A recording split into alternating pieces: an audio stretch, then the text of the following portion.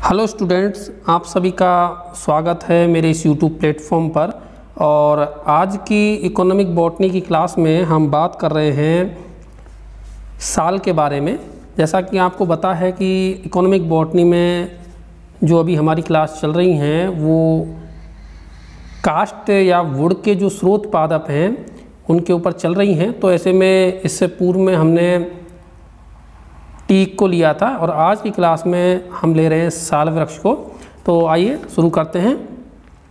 जैसा कि आप स्क्रीन पर देख सकते हैं कि जो साल है उसका बॉटनिकल नेम होता है सोरिया रोबस्टा, अर्थात इसमें जो सोरिया है वो इसका वंश है और रोबस्टा जो है इसकी वो जाति है। फैमिली की बात करें तो ये जो पादप है वो डिप्टेरोकार्पेसी कुल का पादप है। डिप्टेरोकार्पेसी कुल में इस पादप को रखा गया साल को। और सागवान की तरह ही साल से भी जो है कह सकते हैं कि टिम्बर कास्ट जो है बहुतायता में प्राप्त की जाती है। अब हम इस पादप के ओरिजिन एंड डिस्ट्रीब्यूशन की बात कर लेते हैं। तो सबसे पहले हम बात कर लेते हैं इसकी उत्पत्ति की। तो साल जो है वो भारतीय उत्पत्ति का पादप है और भारत में भी अगर हम देखें तो विशेषकर जो पहाड़ी क्षेत्र हैं हमारे वहाँ पर ये साल चूँकि प्रमुखता से पाया जाता है तो इसको जो है भारत का मूल निवासी पादप माना गया है। और यह पादप जो है वृक्ष जो है एशियाई और अफ्रीका के जो वन हैं उनमें प्रमुखता से पाया जाता है। भारत, नेपाल, श्रीलंका, बर्मा, अन्य जो दक्षिणी पूर्वी एशियाई देश हैं उन देशों में ये जो है मुख्य रूप से पाया जाता है।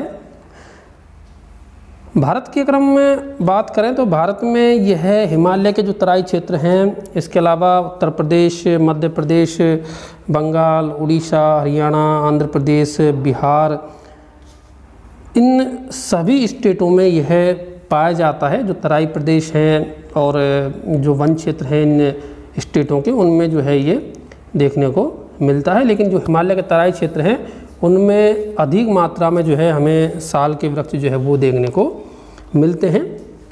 तो ये तो बात कर ली हमने इसके उत्पत्ति की और साथ ही साथ इसके डिस्ट्रीब्यूशन की। तो हमने यहाँ पर देख लिया जो मेन चीज़ थी वो यही थी कि इसकी जो उत्पत्ति है पादप की वो भारतीय उत्पत्ति का पादप है ये। और जो डिस्ट्रीब्यूशन है वो भी जो है भारत और उसके आसपास के देशों में इसका ज़्यादा देखने को मिलता है। अब हम बात कर लेते हैं पादप के बॉटनिकल कैरेक्टर्स की या पादप के वानस्पतिक लक्षण की।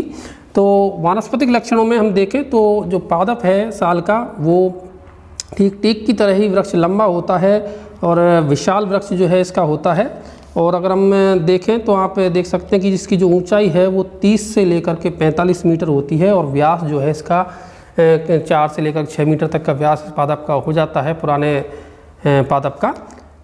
तने की बात करें तो इस पादप में जो तना है वो मोटी छाल से आवृत रहता है और ये छाल जो है कई सेंटीमीटर मोटी होती है, 2 से लेकर 5 सेंटीमीटर तक जो है ये मोटी छाल इसके ऊपर पाई जाती है। हालांकि इसकी छाल से जो है हमें रेजिन भी प्राप्त होता है। आप देख सकते हैं कि छाल से जो है इसकी से रेजिन स्रावित होता है। इस रेजिन का जो है यूज भी होता है और इस रेजिन को हम राल अथवा गूगल भी कहते हैं या डामर भी कहते हैं। इसके जो है इसका काफ़ी इम्पोर्टेंस है इस डामर का। और ये जो साल के वृक्ष हैं वो समुदाय के रूप में जो है वनों में पाए जाते हैं, कम्युनिटी के रूप में ये पाए जाते हैं।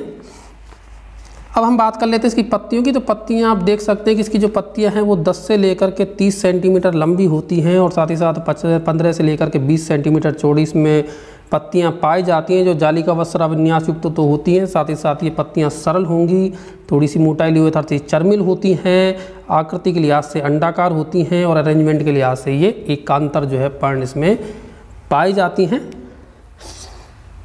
और ये पत्तियां साथ ही साथ जो है सैवरंत भी होती हैं और इनका जो शीर्ष है वो लंबाग्र होगा और इनका जो लीव बेस होगा वो या कॉर्डेट बेस जिसको कह सकते हैं तो जो हृदयाकार होता है।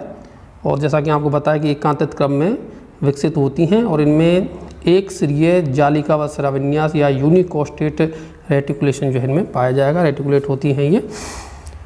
अगर हम पुष्पों को देखें तो पुष्प जो है इसमें छोटे होंगे पुष्प और साथ ही साथ ये हल्के पीले रंग के होते हैं और ये पुष्प जो होंगे वो द्विलिंगी होते हैं, अर्थात जिनको विलिंगी भी कह सकते हैं।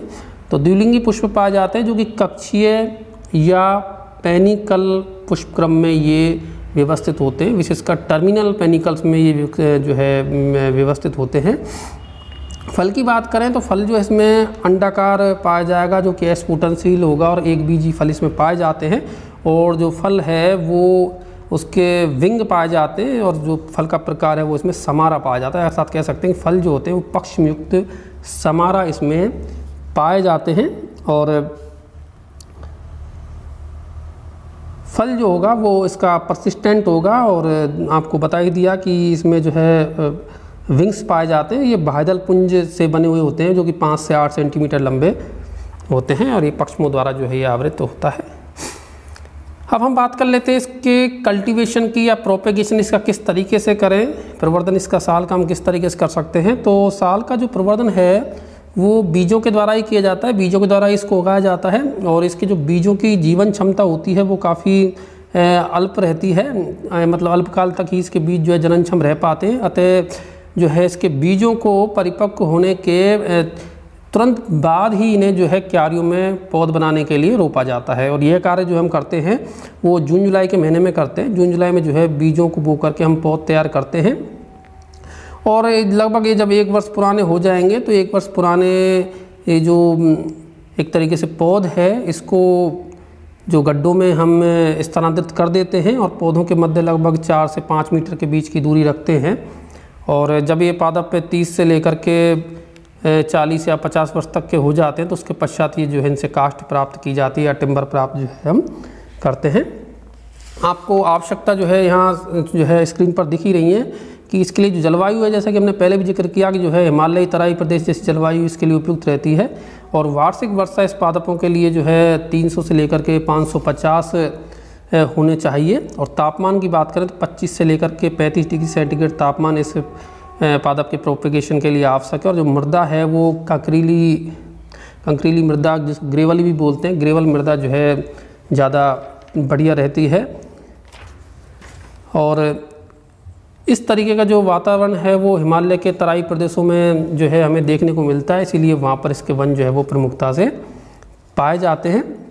और इसमें अगर हम देखें तो पुष्पन होने के पश्चात जब इसमें पुष्पन होगा मार्च के महीने में तो जून में फल और बीज इसके परिपक्व हो जाते हैं। और जैसा कि आपको पहले भी बता दिया कि बीजों में जो है सुसुप्त काल इनके में नहीं पाया जाता, तुरंत जो है वो अंकुरित हो जाते हैं, गिर जाते हैं भूमि पर, तो इसीलिए जो है इनको तुरंत ही लगाया जाता है। तो इस प्रकार जो है इसका हम प्रोपेगेशन कर सकते हैं। अब हम बात कर लेते हैं कि साल जो है उसके जो हमें लकड़ी प्राप्त होती है, वुड प्राप्त होती है, क्या प्रॉपर्टीज़ हैं या उसके क्या लक्षण हैं काष्ठ के, प्रॉपर्टीज ऑफ वुड। तो इसकी जो काष्ठ है वो टीक की तरह ही जो है सैप वुड और हार्ट वुड में विविधित रहती है। बाहर जो वुड पाई जाएगी उसको हम सैप वुड कहते हैं और तने के केंद्र में जो वुड पाई जाएगी उसको हम हार्ट वुड कहते हैं।